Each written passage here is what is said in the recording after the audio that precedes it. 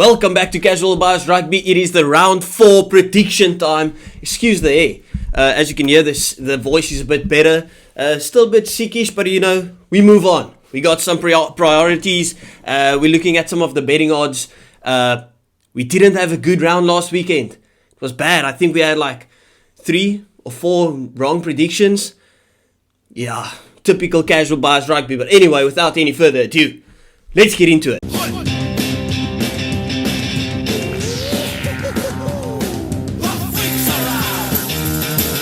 Starting off with a game that is actually tonight. Literally, I still have to come back from work, and this game will be on.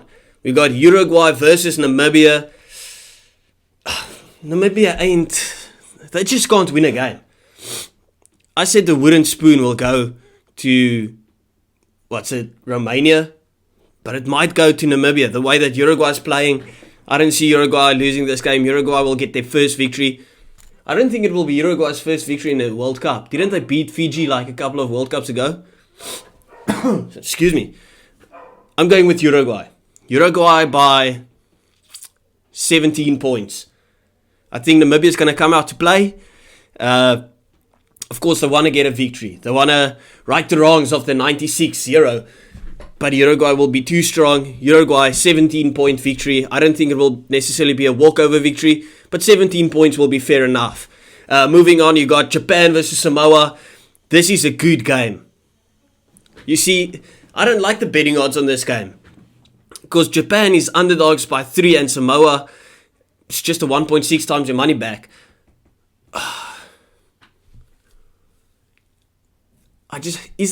Is the physicality of Samoa just too strong for Japan? I think Japan, they've been playing some good rugby, but so have Samoa. Samoa could have easily beaten Argentina as well. I think this is going to be a tight one. I'm going with the underdogs. I know people might not like it, but I'm backing Japan to do it. I've got Japan by 5 points.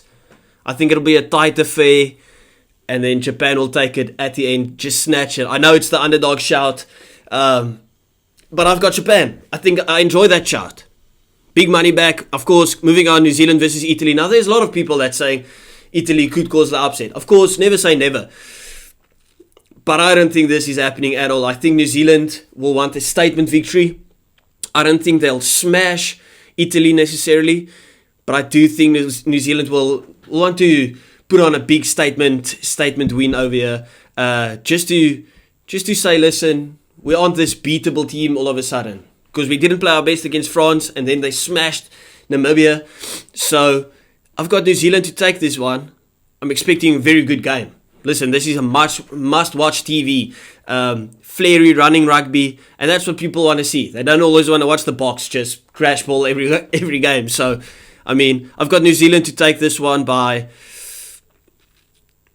I can't say statement and then say something like 8 points. I'm going New Zealand, and this might be controversial, by 22 points. So a big win for New Zealand, in my opinion. I think Italy will stay in the game, and then New Zealand will just find their game, find their form, and really get to grips of the game, and then start running that ball over the try line. Mark Talia, Will Jordan, those guys, I think this is a game for them. Moving on, you got Argentina, Chile, and I literally said in the previous video, Argentina just knows how to make every game the hardest game in the world. Like, they've been playing Chile, and I'm thinking, are they going to get a bonus point? Like, surely, I'm going walkover victory. I'm backing Argentina to do this by a country mile. I'm saying Argentina by 48 points. Don't let me down now, boys. I mean, seriously, come on. Moving on, Fiji, Georgia. Georgia coming off a draw. Fiji, they had a rest in their weekend. Of course, they would feel they are completely through to the knockout rounds, which is absolutely insane.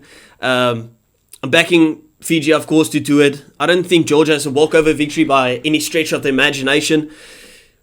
But I mean, Fiji will be too strong. I've got Fiji to do it by 19 points. Of course, respect to Georgia.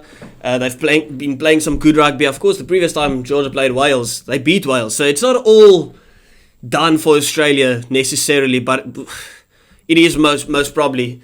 Fiji to get a 19-point victory. Moving on, Scotland, Romania. I mean, how many can Romania take? Scotland by... Do they beat Romania by more than South Africa beat Romania? Somewhere around the same. I'm going Scotland by 70. No, 65. I'm going Scotland by 65. Romania getting the wooden spoon. How many points do Romania still need to get to that minus 300 points difference? I mean, it's insane at the moment. Anyway, Australia, Portugal, and I mean, look at the odds. Can Australia win a game? That's the ultimate question. Of course, I think Australia's going to walk over Portugal here by at least 20 points. Of course, Portugal and Georgia was a brilliant game. I didn't watch the game, but people have been spamming me to say, listen, you missed out on that game. But surely Australia will feel, listen, we are out of the World Cup, but we still want to perform for our country. Just get some pride back in it and get a statement win somewhere. And I just think Portugal is that game for them. Portugal has been playing their heart out. But I just think they might be running out of steam. And that's where Australia will maybe try and take advantage. And I kind of hope Australia get a dominant win. Because it's sad to see a rugby nation that's so pure. Almost, it's just criticism everywhere. The players get criticized, the coach gets criticized, everything's just bad at the rugby at the moment. So I'm going with Australia by 24, 25 points. Anyway, and then moving on to the final game of the weekend, we got South Africa versus Tonga. Of course, I'm backing my boys. I want us to get that bonus point as well, secure it. The qualifiers. So I'm going South Africa by... Thing is, Tonga got beat by Scotland pretty far and they got beat by Ireland pretty far, but I don't think it was walkover victories at all.